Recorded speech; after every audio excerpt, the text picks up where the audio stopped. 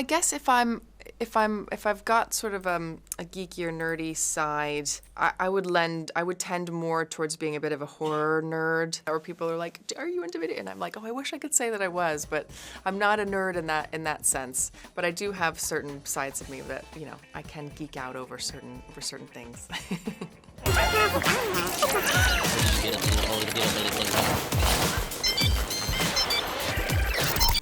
Hello. Hi, how are you? I'm good, thank you. How are you? Great, thank you. So first of all, I love your character, and I love the way that she kind of like goes and owns the room when she enters. So what can you tell me about her and her role in this story?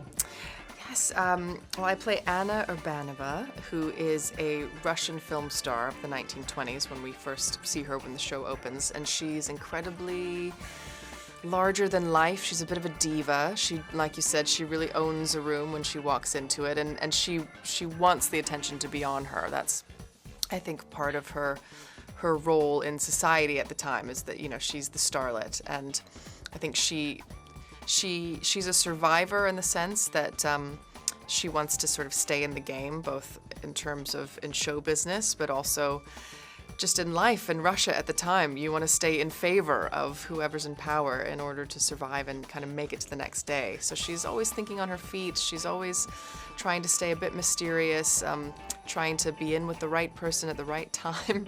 And as we see her over time, as she gets older and as she changes and she grows, her sense of morality does as well. And I think it was just really lovely to kind of have her start in this more self-serving place and end up somewhere different.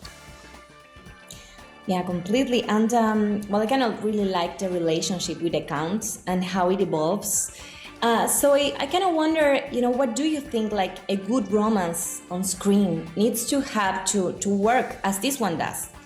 Oh gosh, I don't know. I know that that it works for us because as actors, even aside from the fact that we're actually married, but when we work together, we connect, and it's very effortless and it's very easy, and we approach our roles and our work in a very similar way, and we love it. We love the opportunity to play great scenes together, and we know great writing, and when it's there, we get so excited about it, and I think we sort of feed off of each other's excitement, and that kind of creates a bit of a spark that we're just so happy to be doing it with one another. So I don't really know. I don't think you can pinpoint, oh, I've got to have this in order for that romance to work on screen. I just know that it does work for us, and you can't premeditate those things. It either is the kind of thing that translates on screen or it doesn't, and as an actor you just always hope for the best. Completely. Well, this, as we said earlier, this takes place on the backdrop of the Russian Revolution.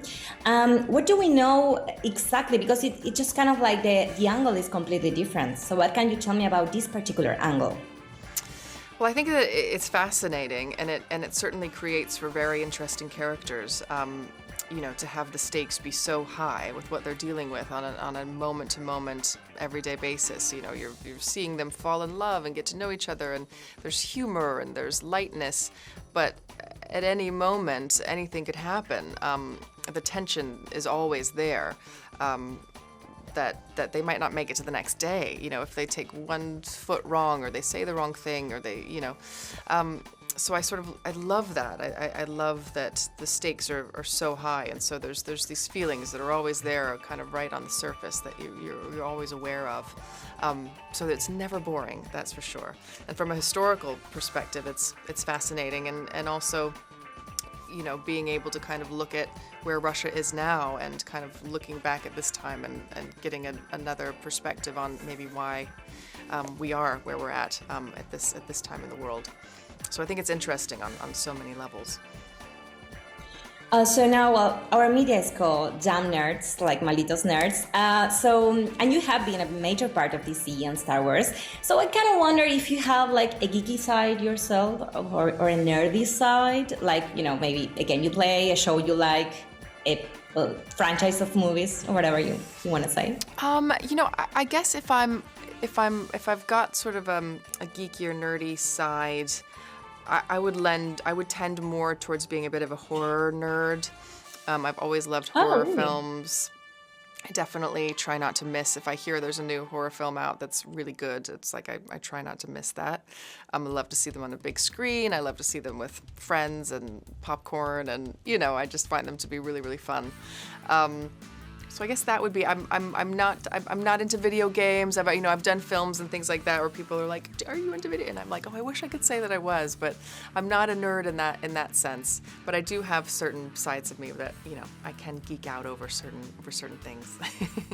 I love it. And well, I have to tell you, when I was going to do this interview, my editor was like, do you realize you're about to interview Ramona Flowers? So I guess, my last question is, what is the role that you are most recognized for in general? And if that surprised you, like, oh, really? That one?